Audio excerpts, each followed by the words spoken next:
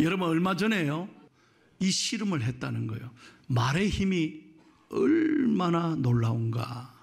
이걸 실제로 실험을 했는데 어떻게 했냐. 햅쌀로 지은 밥을 두 유리병에 나누어서 담는 거예요. 똑같이 만들어서 그때 똑같이 나누었어요. 그래서 한 병에는요 고마워, 사랑해, 축복만 하는 거예요.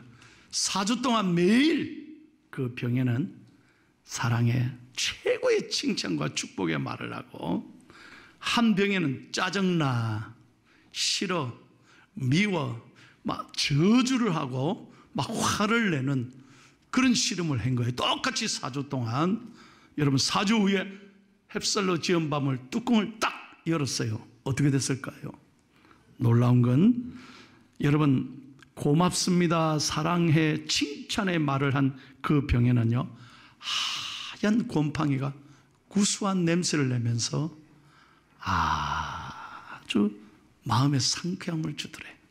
그런데 짜증나, 미워, 싫어, 온갖 악한 말을 다한 병은요 그무스름한 곰팡이가 썩어서 악취를 내는 그런 햅쌀로 변화됐다는 거예요. 여러분 제가 무슨 얘기해요? 말이 얼마나 중요한지 몰라요. 여러분 그래서 우리나라 말에 말이 씨가 된다는 옛말이 있습니다. 옳습니다. 말하는 대로 됩니다. 죽고 사는 것이 무엇에 달려 있습니까? 말에 달렸다는 거예요. 혀에 달렸다는 거예요. 자, 다시 한번 오늘 본문 말씀 2절밖에 안 됩니다. 크게 한번 하나님이 우리에게 요구하는 게 뭡니까?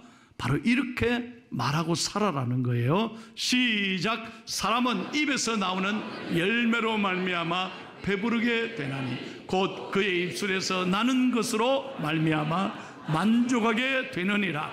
죽고 사는 것이 혀의 힘에 달렸나니 혀를 쓰기 좋아하는 자는 혀의 열매를 먹으니라. 아멘.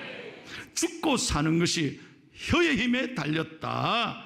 다시 말하면 우리 입에서 나오는 말이 그 사람의 인생을 결정한다는 거예요. 그러니까 말이 얼마나 중요한지 몰라. 말 한마디가 사람을 죽고 살리는 능력이 있다는 거예요. 그래서 여러분 한번 잘 생각해 보세요. 나는 오늘 이 세상을 살아가면서 어떤 말을 하고 사느냐, 이게 굉장히 중요한 우리의 인생의 키가 된다는 거예요. 첫째, 말은 어떤 능력이 있습니까? 오늘 본문에 보니 말은 씨앗이라고 했습니다. 사람은 그 입술에서 나오는 말이 씨앗이 되어서 그 입에서 나오는 열매를 먹고 사는 것입니다. 그러므로 말이 씨가 되는 것이죠. 어떤 씨를 심느냐에 따라서 그 사람의 인생이 달라진다는 거예요. 심은 대로 거둔다는 거예요. 여러분, 심는 대로 거두는 것이 씨앗의 법칙입니다. 씨는요 미래이고 무한한 잠재력을 상징하는 것입니다. 씨는 아주 보잘것없고 작지만 그 씨가 잘 생명 있게 자라서 큰 나무가 되고 열매를 맺고 숲을 이루듯이 오늘 여러분 우리의 말이 우리 민생을 미래를 결정한다는 걸 여러분 꼭 기억할 수 있기를 축복합니다. 두 번째로 말은 능력이라 그랬어요. 말은 능력입니다.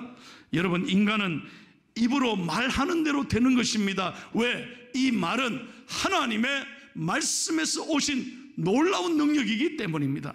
창세기 1장에 보세요. 하나님은 무엇으로 온 우주 만물을 창조하셨습니까? 말씀으로 지으셨습니다. 그러므로 우리의 말에도 권세와 능력이 있는 줄로 믿습니다. 그러므로 우리 말에는 놀라운 능력이 있다는 걸 꼭 잊지 말아야 합니다. 여러분뿐만 아니라 중요한 것은 하나님께서 그 말하는 걸 다 듣고 계시고 그 말하는 대로 하나님 그대로 이루시는 하나님이시라는 거예요. 여러분 가슴 열고 저 따라 해보세요. 하나님은 크게 해봐요. 하나님은 들리는 대로 그대로 이루십니다. 그러니까 가나안 땅에요 불평하는 사람 말 듣고 이스라엘 백성들이 야, 이게 뭐고 우리를 여기까지 와서 죽게 하나. 밤새도록 통곡하고 원망했던 사람들 한 사람도 못 들어갔어. 똑같이 봤는데, 그런데 여호수아와 갈렙은 달랐습니다. 가나안 땅을 차지한 기적의 사람, 은혜의 사람, 믿음의 사람이 된 것이죠. 여러분, 오늘도 하나님이 나에게 주신 말씀이구나. 아멘. 믿으시면 아멘. 그래, 나도 힘과 용기를 가지고 힘을 가지고 살아야지. 그러고 믿음의 말을 할 때 하나님이 이끌어 가시는 거예요. 할렐루야. 여러분, 말에는 놀라운 능력이 있습니다. 말은 사람을 살리고 치유하는 능력이 있는 거예요. 여러분, 시편 107편 20절을 다 같이 읽겠습니다. 시작. 그가 그의 말씀을 보내어 그들을 고치시고 위험한 지경에서 건지시는도다. 아멘. 그 정말 어렵고 힘들 때 어떻게 해야 돼요? 하나님 말씀을 붙잡는 거예요. 핸드폰 붙잡지 말고, 시간 나면 핸드폰 들여다보지 말고, 우리는 하나님 말씀 어려울 때마다, 힘들 때마다, 답답할 때마다 하나님 말씀 붙잡으면 우리에게 능력을 주시고 힘을 주시는 거예요. 치료하는 기적이 어디에서 오느냐? 말씀에게 있다는 거죠. 여러분, 이분을 혹시 아십니까? 혹시 기억나십니까? 우리나라 1993년도에서 97년까지 우리나라에 계셨던 주한 미국 대사였습니다. 김영삼 전 대통령의 미국 대사였습니다. 우리나라 제임스 레이니입니다. 미국 대사. 이분이 우리나라에서 미국 대사를 잘 마치고 본국으로 돌아가서 어디에 가서 일을 했느냐? 아틀란타에 있는 에모리 대학의 교수로 돌아가셨습니다. 그래서 에모리 대학의 교수 사역을 하는데, 여러분 잘 들어봐요. 이분이 이제 교수 사택에서 학교 강의실까지 수킬로미터를 차를 타고 안 가요. 걸어서 이제 출근하고 걸어서 퇴근하는 거예요. 그래서 건강을 위해서 늘 걸어서, 저도 에모리 대학에 가봤습니다. 참 교정이 멋있어요. 그 학교를 늘 출퇴근하는데, 한 번은 그 가는 길에 이래 집이 여러 집이 있는데 그걸 거쳐가는 거예요. 지나가는데 그 집에 한 할아버지가 살고 계셨어요. 아주 불쌍하고 외로운 할아버지인 것 같아요. 아무도 가족을 본 적이 없었던 거예요. 그냥 외롭게 보여. 그래서 늘 이 교수님이 그 할아버지에게 다가가서 먼저 인사를 하는 거죠. Good morning, sir. Good morning. 그리고 두 분이 매일 아침 저녁으로 만나면서 이제 말동무가 된 거예요. 아주 친한 친구가 된 거예요. 교수님도 갈 때마다, 출근할 때마다 인사하고, 돌아오면, 해질녘에 돌아오면 그 집에 들러서 차 한잔 마시고, 아주 좋은 친구가 된 거예요, 할아버지랑.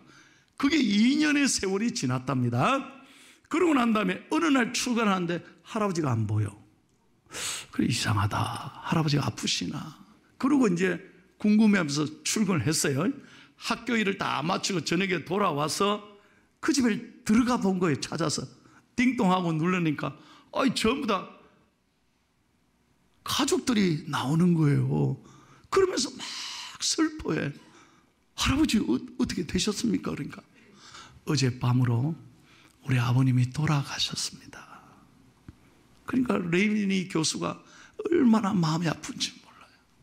그런데 가족들이 이렇게 말합니다. 당신이 혹시 레이니 교수님이십니까? 예, 맞습니다. 제가 제임스 레이니입니다. 그렇군요. 우리가 찾으려고 했는데 와주셔서 너무 감사합니다. 우리 아버지께서 돌아가시면서 당신에게 유언장을 남겼습니다. 그러는 거예요. 그러면서 이렇게 주는 거예요. 그래서 그걸 받아서 읽어보니까 이렇게 써 있어요.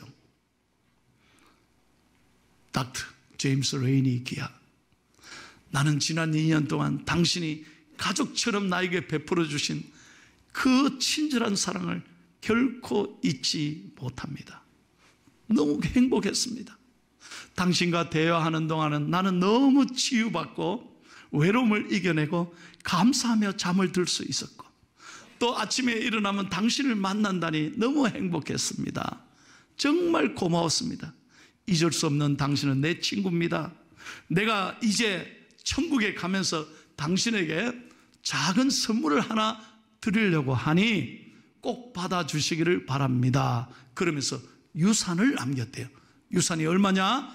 내 회사의 지분의 5%를 당신에게 드립니다. 이분이 누구냐? 코카콜라의 회장이었던 거예요. 여러분, 아틀란타는 코카콜라의 본사가 있습니다. 제임스 레니도 깜짝 놀랐어. 이분이 회장님이셨어. 자기 얘기를 한 번도 안 한 거예요. 여러분, 그 회사의 지분의 5%가 얼마냐? 25억 불이에요, 불. 25억만 돼도 어마어마한 돈인데 25억 불이란 게 공을 3개 더 붙여봐요. 상상할 수 없는 놀라운 금액을 이분에게 유산으로 남겼어. 그러니까 레이니 교수가 얼마나 감사하고 감동이겠어요. 나는 2년 동안 그냥 말동무가 된 것뿐인데 어떻게 하나님이 나에게 이런 축복을 주시나. 그래가지고요, 밤새 그 돈을 받고 가만히 생각하면서 기도하면서 이건 내가 쓰면 안 되겠다. 그래서 그 돈을 전액 단 1불도 자기를 위해 쓰지 않고 25억 불을 학교에다가 도네이션 했어요. 그래서 훗날 이 에모리 대학의 총장이 됩니다. 여러분, 제가 무슨 말 하는 거예요? 말은 생명이 있습니다. 말은 치유가 있습니다. 말에는 놀라운 능력이 나는 줄로 믿습니다.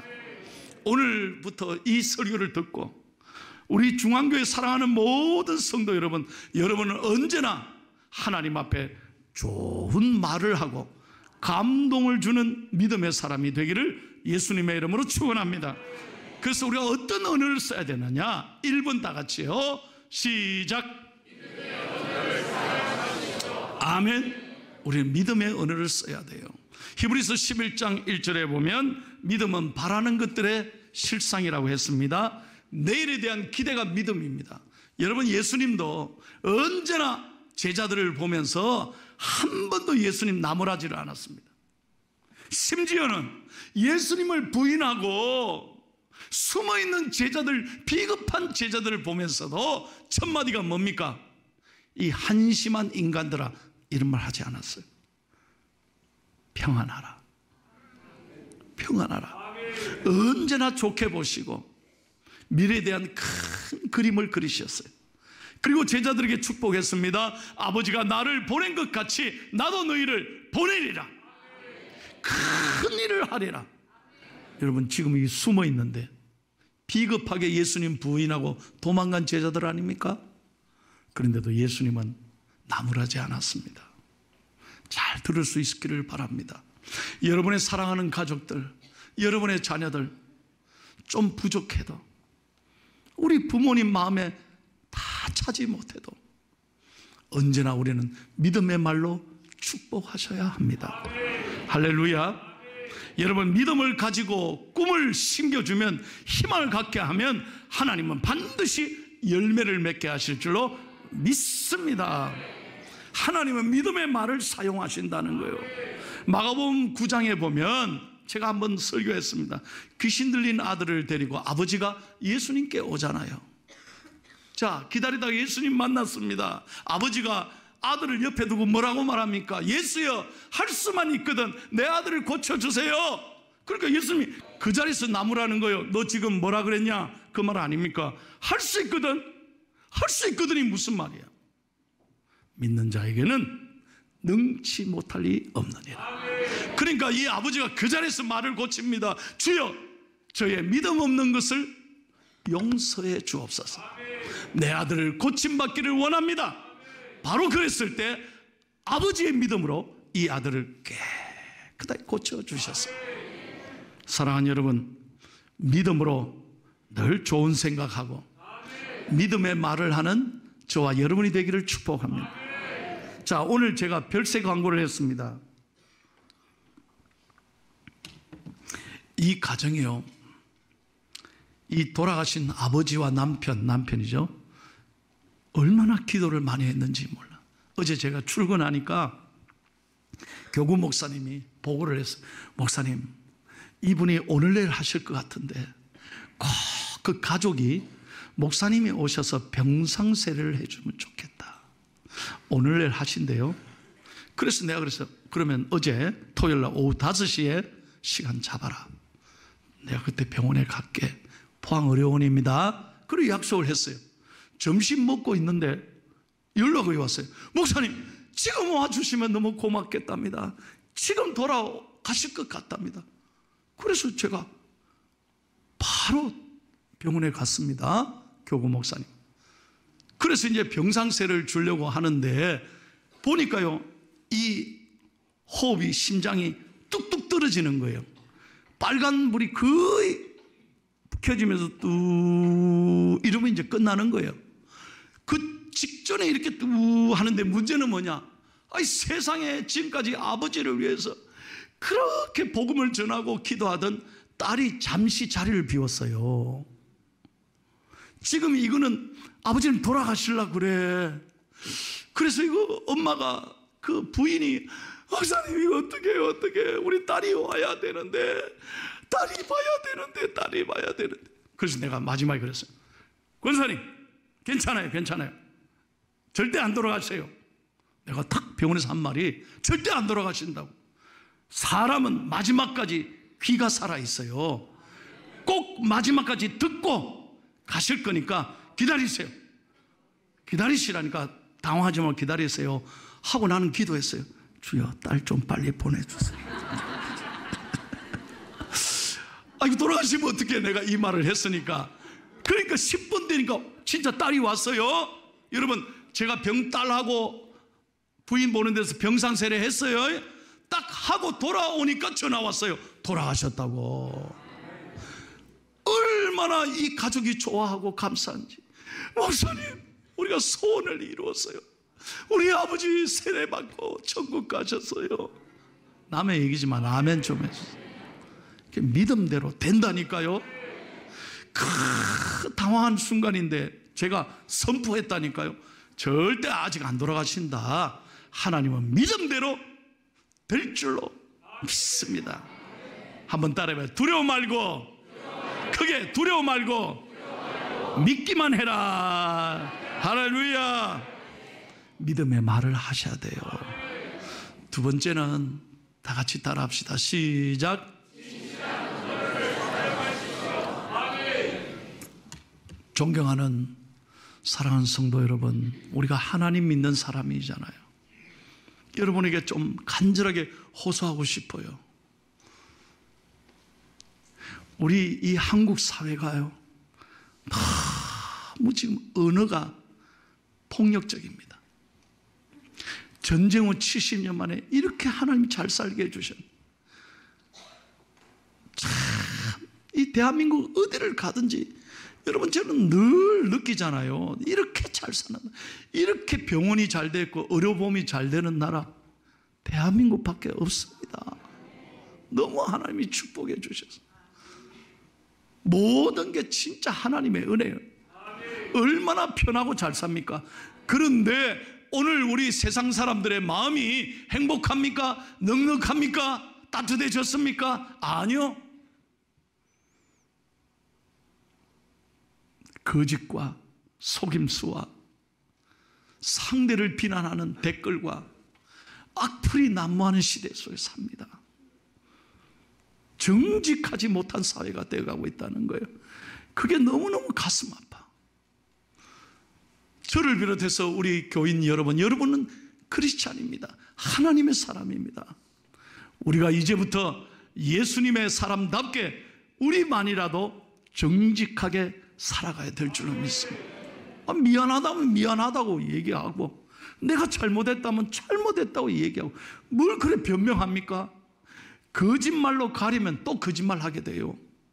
그래서 성경에 보세요. 시편 34편 13절 다 같이요. 시작. 내 혀를 악에서 금하며 내 입술을 거짓말해서 금할지. 우리는 언제나 진실한 말을 해요. 우리 자녀들에게도 항상 진실. 여러분 손자 손녀들에게도 항상 잘못한 건 할아버지가 잘못했다, 미안하다, 할머니가 미안해, 이래야 아이들이 잘 크죠. 제가 얼마 전에 좀 창피한 얘기지만 제 고백할게요. 제가요 24층에 삽니다, 아파트에. 그래 한 번은 이래 빨리 차를 타고 나가려다가 주차장까지 1층까지 갔는데 키를 안 가지고 간 거예요. 그래 내가 좀 나도 나이 들었어요. 그래가지고 참 또 24층까지 또 올라가야 되는 거예요. 그래 후다닥 아파트 문을 열고요, 아파트 문이 막 닫혀라는 거야. 잠깐만요 이러고 내가 들어갔는데 애가 한 사람 탔어요. 아마 초등학교 1, 2학년 정도 보이네. 그래 24층 누르고 빨리 올라가려고 닫히는 거 있잖아요. 닫히면 콕콕 2번을 눌렀어요. 제가요 이 누르는 사람이 아닌데 그날따라 급해가 누르니까 걔가 옆에 가만히 보더니 하는 말이, 아저씨 그거 안 눌러도 조금 있으면 닫혀지는데요. 아이고 머리가 쭈비하게 서더라고요. 속으로 야 얘가 내가 목사라는 걸 모르면 좋겠다 이런 생각. 순간 제가 어떤 생각을 했냐면, 얘한테 어떻게 해야 되나, 내가 만약에 확 그냥 아저씨가 좀 바빠서 그랬다, 그랬으면 이 아이가 얼마나 상처받았을까, 받을까, 그 생각이 든 거예요. 그래서 내가 정말 내가 애한테 정중하게, 엘리베이터 지하고 나하고 2밖에 없어요. 미안하다, 아저씨가 바빴어. 정말 너 보기에 너무 급하게 2번 눌렀다. 아저씨가 미안해, 사과해. 얘가 얼굴이 밝아졌어요. 괜찮아요, 인생이 다 그렇죠 뭐.